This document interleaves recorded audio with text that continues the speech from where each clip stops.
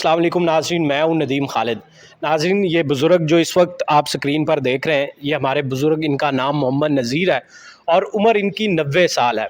ये आज से 8 साल कबल घर से नाश्ता करके निकले और बॉर्डर क्रॉस कर गए। इंडिया में 8 साल मुख्तलिफ जेलों में रहे और वहाँ पर इन पर तशद्दुद होता रहा। कुछ लोग कहते हैं कि 1965 की जंग के हवाले से भी ये गुफ्तगू करते थे और कभी पाकिस्तान के किसी हसास इदारे के ये मुलाज़म भी थे। उसकी वजह से इनके ज़हन पर 1965 की जंग बैठ गई थी और उसके बारे में बहुत ज़्यादा बातें करते थे। इसी वजह से जब ये बॉर्डर क्रॉस कर गए और बॉर्डर पार भी इसी तरह की गुफ्तगू करते रहे और वहाँ पर दुश्मन था और वो इन पर बुज़ुर्ग आदमी पर तशद्दुद करते रहे और ये सुनने की सलाहियत भी तब रखते थे। 82 साल की उम्र में भी ये बिल्कुल सही सुन सकते थे, बातें कर सकते थे, समझ बूझ कुछ ना कुछ थी। इतनी समझ बूझ थी कि ये घर से अक्सर औकात निकल जाया करते थे और 15-20 दिन के बाद ये घर वापस आ जाया करते थे। लेकिन इस दफ़ा ये बॉर्डर क्रॉस कर गए और 8 साल इनका कुछ अता पता मालूम ना हो सका। ये लवाहिकीन, ये इनके बेटे हैं और साथ में इनके दामाद हैं। इन्होंने ढूंढने की हर मुमकिन कोशिश की, जहाँ जहाँ जा सकते थे।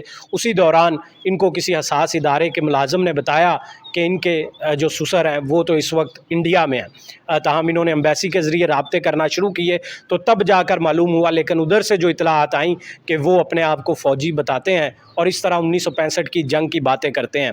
इस वक्त इनके जो दामाद हैं वो मेरे साथ मौजूद हैं, उनसे जानते हैं कि ये सारा माजरा क्या है। किस तरह आपके ससुर बॉर्डर क्रॉस कर गए और तब इनकी हालत ये 4 किलोमीटर तक वॉक कर लेते थे, सेहतमंद थे, चलने फिरने की सही मुकम्मल सलाहियत रखते थे, और अब जो आपने जब देखा 8 सालों के बाद आज आप मिल रहे हैं तो क्या एहसासात हैं आपके? अस्सलाम वालेकुम। कि ये हमारे बुज़ुर्ग जो हैं ये नाश्ता करके घर से निकले हैं और वापस नहीं आए। और अक्सर ये घर से जब निकलते थे 3-4 मील वॉक करके वापस आ जाते थे। ये इनकी आदत थी। और इस दफ़ा जब नाश्ता करके निकले हैं तो वापस नहीं आए, तो हमने इनका 2-3 महीने इंतज़ार किया है। उसके बाद हमने थाना इस्लामपुरा में इनकी रिपोर्ट की है। रिपोर्ट के बाद कुछ नहीं हुआ। फिर हमें एक दफ़ा हमने टीवी पे देखा कि बिल्कुल इनकी मुशाबत का आदमी जो है वो अहमदपुर शर्किया नहर से बरामद हुई है, उसकी डेड बॉडी। तो हम अहमदपुर शर्किया गए हैं तो उधर जाके देखा कि वो बिल्कुल उनसे मुशाबत तो रखती थी लेकिन उनके लवाकिन और थे। तो हमें मायूसी हुई, हम वापस आ गए। इसके बाद को तकरीबन 3-3.5 साल बाद जाके हमें एक स्पेशल ब्रांच वालों ने ना हमसे रब्ता किया कि आपके जो अजीज़ हैं वो तो इंडिया में हैं, तो आप उनके बारे में हमें सारी इन्फॉर्मेशन दें। हमने सारी इन्फॉर्मेशन दी, कुछ कागजात दे जो थे वो भी दिए, पेपर वर्क भी की और थ्योरिकल भी की। तो उन्होंने फिर बदरिया एम्बेसी वगैरह या जैसे भी उन्होंने केस वगैरह उधर लड़ा और आज अल्हम्दुलिल्लाह वो वापस आ गए हैं रिहाई पा के। तो जो जब ये इधर से गए थे उस वक़्त तो इनकी माशाल्लाह सेहत बहुत अच्छी थी, लेकिन उन्होंने टार्चर कर कर के इनको इस वक़्त उनकी क़ुव्वत समाअत, आँखों की बनाई और सेहत बिल्कुल लागर हो चुके हैं। और इनको और भी जिस्मानी बहुत सी बीमारियां आ चुकी हैं, बहुत बीमार हो चुके हैं। कुछ तो उम्र का तकाजा भी है लेकिन फिर भी ये माशाल्लाह इनकी सेहत बहुत अच्छी थी।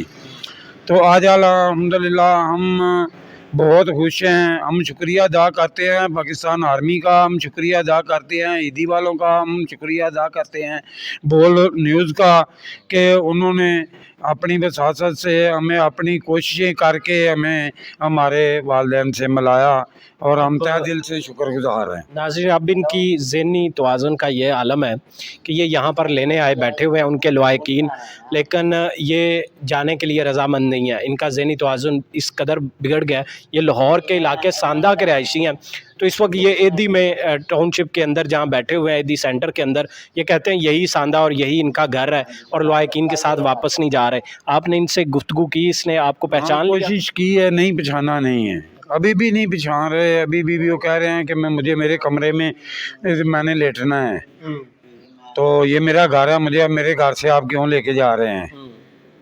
تو یہ رضامند نہیں ہے۔ نہیں جانے کے لیے رضامند نہیں ہے، لیکن وہ ذہنی توازن کی وجہ سے کہہ رہے ہیں انشاءاللہ اب گھر جا کے سب بچوں وغیرہ کو ملیں گے، بیٹیوں کو ملیں گے، بیٹوں کو ملیں گے، نواسوں کو، نواسیوں کو، تو انشاءاللہ اللہ تعالیٰ ان کا ذہن تو تھوڑا سا ریلیکس ہوگا اور انشاءاللہ وہ خوش و خرم اپنے گھر میں رہیں گے۔